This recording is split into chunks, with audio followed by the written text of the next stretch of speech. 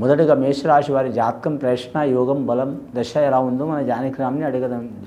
అలా జానకిరామ్ మేషరాశి వారి జాతకం ప్రశ్న యోగం బలం తరించిన కార్యం చదువు విద్య ఉద్యోగం వ్యాపారం సంతానం సంసారం యోగ బలం తరించిన కార్యం విదేశాన యోగ బలం విద్య బలం వివాహ బలం సంతాన బలం సంసార బలంది ఎలా ఉంది చూడు.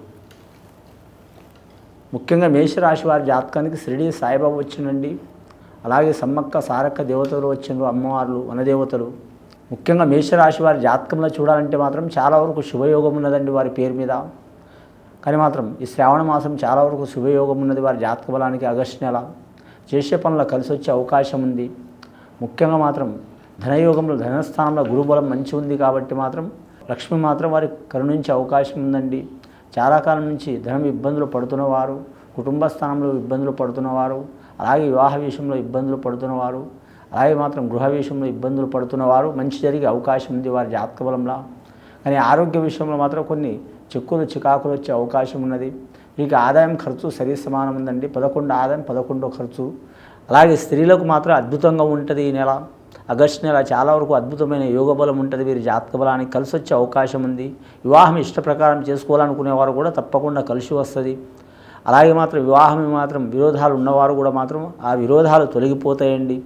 వీరి జాతక బలానికి చూడాలంటే మాత్రం లక్కీ నెంబర్ వీరికి 9 వస్తుందండి. అలాగే 1 వస్తుంది. ఆదివారం మంగళవారం గడియ చాలా వరకు మంచిది. దక్షిణ దిక్కు చాలా వరకు శుభకరం ఉన్నది వీరి జాతక బలానికి. అలాగే వీరికి ఉత్తర దిక్కు కూడా శుభకరం ఉన్నది. వీరి జాతక బలానికి మాత్రం ముఖ్యంగా మాత్రం నరఘోష అధికంగా ఉంది కాబట్టి ఎవరితో విరోధం పెట్టుకోకపోవడం చాలా వరకు మంచిది. ఆకస్మిక ప్రయాణాలు అయ్యే అవకాశం ఉంది. కానీ ఇంట్లో మాత్రం ఒకరి మనసులో ఒకరు ఉండరండి. స్వతహా ఇంట్లో ఎవరి ఆలోచన వారికి ఉంటుంది. చెప్పేటప్పుడు బాగానే ఉంటారు కానీ చేసేటప్పుడు ఏదైనా కార్యం చేసేటప్పుడు ఆటంకాలు తప్పవు వీరి పేరు మీద.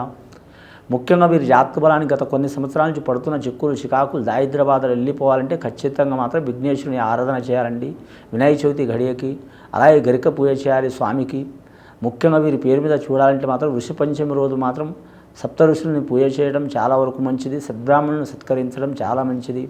ఇంకా వీరి జాతక బలానికి మాత్రం ఈ నరఘోష దరిద్ర బాధలు, రాజకీయ బాధలు, అలాగే మాత్రం కుటుంబ బాధలు, కెరీర్ విషయానికి సంబంధించిన చిక్కులు చికాకులు తొలగిపోవాలంటే నవగ్రహ ఆరాధన చేయడం చాలా వరకు మంచిది.